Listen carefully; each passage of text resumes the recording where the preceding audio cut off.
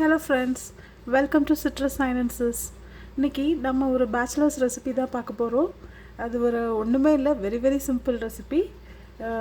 Bachelors மோர் சாதம் எப்படின்னு பார்ப்போமா? ஸோ இதுக்கு இந்த வத்தல் மிளகா வத்தல், இது நான் டெம்பரிங் பண்ணுற லாஸ்ட் தாளிக்கிறதுக்காக எடுத்து வச்சுருக்கேன். ஃபர்ஸ்ட் ரைஸ் மட்டும் இருந்தால் போதும். இதுக்கு ரைஸ் கூட இப்போ நம்ம சால்ட் ஆட் பண்ணலாம்.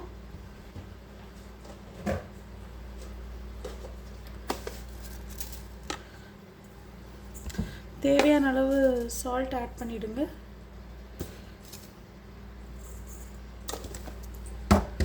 இப்போ நம்ம மோர் சாதங்கிறதுனால தயிர் கூட இல்லை, மோர் தான் ஆட் பண்ண போகிறோம். ஸோ இங்கே மிடில் ஈஸ்ட் கண்ட்ரீஸில் பார்த்திங்கன்னா மோர் நம்ம இந்தியா மாதிரி இல்லாமல் நல்லா திக்காகவே கிடைக்கும். இங்கே மோரே ஒரு தயிருக்கு ஈக்குவலண்ட்டாக தான் இருக்கும். ஸோ தயிர் தான் ஊற்றணும்னு இல்லை, இங்கே மோர் ஊற்றி பண்ணுறது இன்னும் கொஞ்சம் ஒரு டிஃப்ரெண்ட்டான டேஸ்ட்டில் இருக்கும். ஸோ இது பேர் பார்த்திங்கன்னா ஆக்டிவியா, இல்லை ப்ரோபயோட்டிக்ஸ்லாம் இருக்குது. ஸோ இதை நம்ம ஊற்றி தான் இப்போ பண்ண போகிறோம்.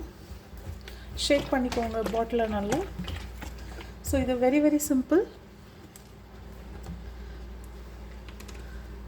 இப்போது சம்டைம்ஸ் நம்ம வீட்டில் கேர்ட் காலியாக இருக்கும், அல்லது கேர்ட் தீர்ந்துருக்கும், ஏதாவது ஒன்று இருக்கும். ஸோ அந்த டைமில் நம்ம குயிக்காக அந்த டைமில் போய் வாங்கிட்டு இருக்க முடியாது. ஸோ அந்த மாதிரி டைமில் ஒரு குயிக்காக இது ஒரு பேச்சுலர் செஞ்சு ஈஸியாக சாப்பிடலாம். இப்போ பார்த்தீங்களா எவ்வளோ திக்காக இருக்குதுன்னு. இது இங்கே உள்ள லெபான்னு சொல்லுவாங்க, பட்டர் மில்க். ஸோ இது இனஃப் நம்ம ஊற்றிக்கலாம். இப்போது ஊற்றிட்டு நல்லா ஒரு ஸ்பூன் போட்டு மிக்ஸ் பண்ணிவிட வேண்டியதுதான்.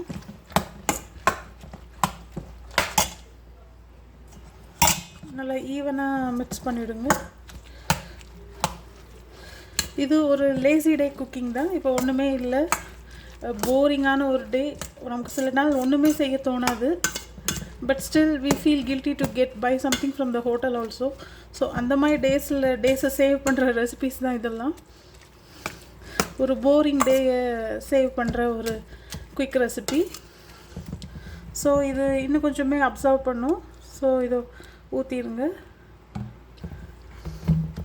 ஸோ மிடில் ஈஸ்டில் பார்த்தீங்கன்னா எல்லார் வீட்லேயும் ஹேண்டியாக அந்த லெபான் இருக்கும். தட் மீன்ஸ் லெபான்னா வேறு ஒன்றும் இல்லை, பட்டர் மில்க் தான். ஸோ அதை வச்சு நாம் ஒரு லேசி டேயில் சமாளிச்சுக்கலாம். Especially it will be suitable for bachelors. So அதனால் நமக்கு ஒன்றும் செய்யவும் தோணாது. At the same time we don't want to go outside also. Order பண்ணி சாப்பிடவும் தோணாது. ஸோ அந்த மாதிரி ஒரு சுச்சுவேஷனில் நமக்கு நம்ம டேயை சேவ் பண்ணுற ஒரு ரெசிபி தான் இதெல்லாம்.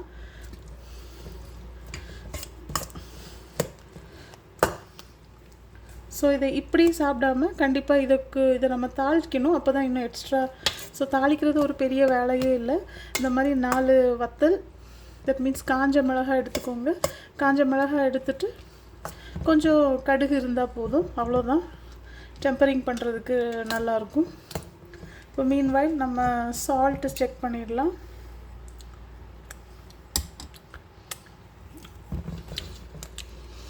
சால்ட் ஆல்மோஸ்ட் கரெக்டாகவே இருக்குது.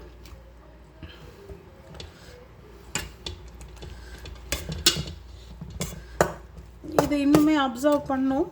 நம்ம இன்னும் கொஞ்சம் கழித்து தான் சாப்பிடுவோம். ஸோ அதுக்குள்ளே இன்னும் கொஞ்சம் இதை அப்சர்வ் பண்ணும். ஸோ நம்ம இன்னும் கொஞ்சம் எக்ஸ்ட்ரா ஊற்றி வச்சுட்டா கரெக்டாக இருக்கும் நம்ம சாப்பிடும்போது.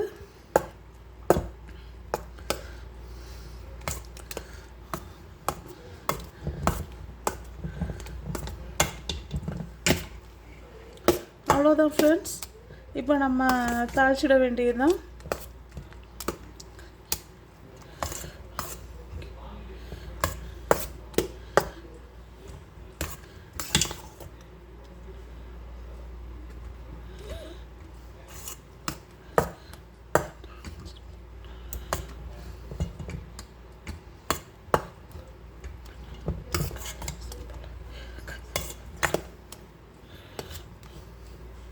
அவ்வளோதான், மிக்ஸ் பண்ணியாச்சு.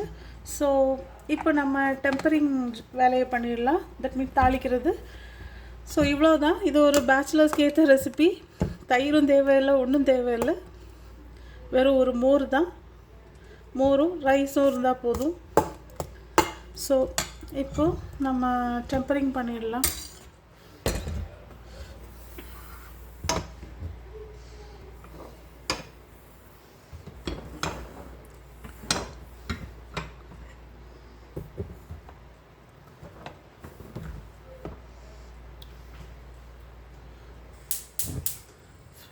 கேஸ் ஆன் பண்ணிவிட்டேன் ஃப்ரெண்ட்ஸ். இப்போ டெம்பரிங் பண்ணுறதுக்கு இந்த பவுல் தான் யூஸ் பண்ணுறேன். ஸோ இப்போ நான் டெம்பரிங்க்கு கூட நான் பார்த்திங்கன்னா கோகோனட் ஆயில் தான் நான் யூஸ் பண்ணுவேன். உங்களுக்கு அது உங்கள் விருப்பம். எந்த எண்ணெய்னாலும் நீங்கள் உங்களுக்கு எது பழக்கப்பட்ட ஆயிலோ யூஸ் பண்ணிக்கோங்க.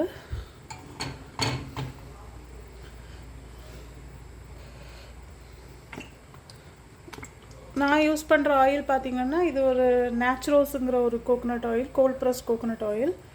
இதுதான் நாங்கள் யூஸ் பண்ணிகிட்ருக்கோம்.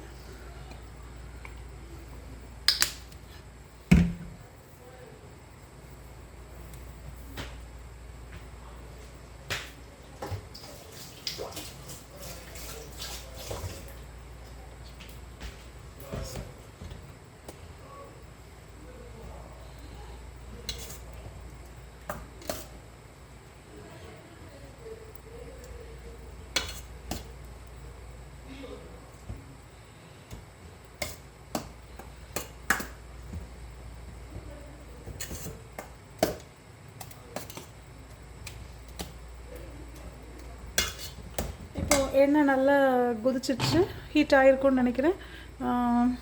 எண்ணெய் நல்லா கொதிச்சிடுச்சு. இப்போ நம்ம டெம்பரிங் பண்ணிடலாம்.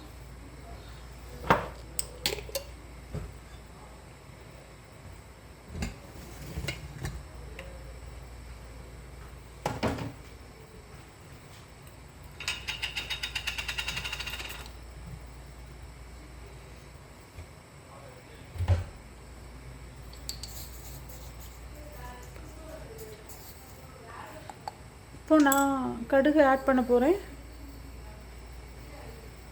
எண்ணெய் காஞ்சிட்டான்னு எப்படி பார்க்குறதுனா, லைட்டாக அதுலேருந்து போக மாதிரி வர ஆரம்பிக்கும். அப்படின்னா எண்ணெய் காஞ்சிடுச்சுன்னு அர்த்தம். கடுகு ஆட் பண்ணுறேன்.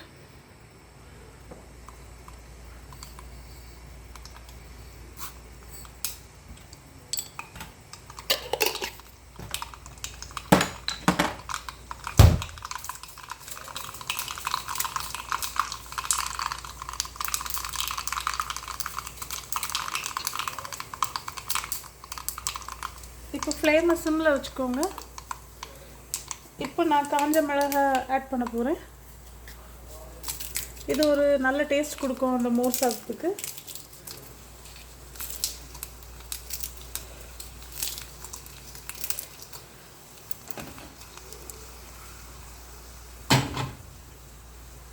ஃப்ரெண்ட்ஸ், நல்லாவே நம்ம மிளகாய் வத்தல் காஞ்சிடுச்சு.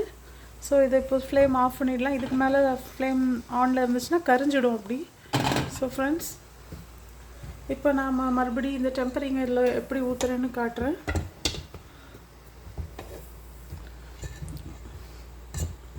இதை அப்படியே வச்சு கொஞ்சம் ஒரு ஃபியூ மினிட்ஸ்க்கு செட் பண்ணிங்கன்னா இன்னும் ரொம்பவே டேஸ்ட்டாக இருக்கும்.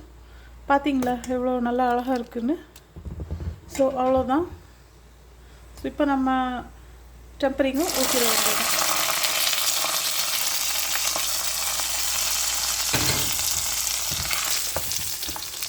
இதை இப்போ நல்லா ஒரு மிக்ஸ் கொடுத்துடுங்க.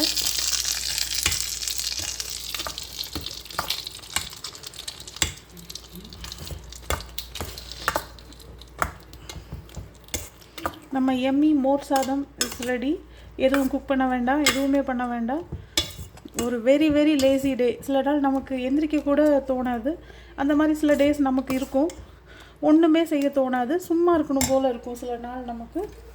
அன்னைக்கு நமக்கு வெளியே வாங்கி சாப்பிடவும் தோணாது, ஒரு கில்ட்டி ஃபீலிங்கும் இருக்கும். ஸோ அந்த மாதிரி டேயில் நம்ம டே எப்படிடா அன்றைக்கி தள்ளுறதுன்னா, அந்த மாதிரி ஒரு சிம்பிளாக ஒரு ரெசிபி செஞ்சு நாம் நகட்டி கொண்டு போயிடலாம். ஓகே ஃப்ரெண்ட்ஸ், அவ்வளோதான். இங்கே பாருங்கள்,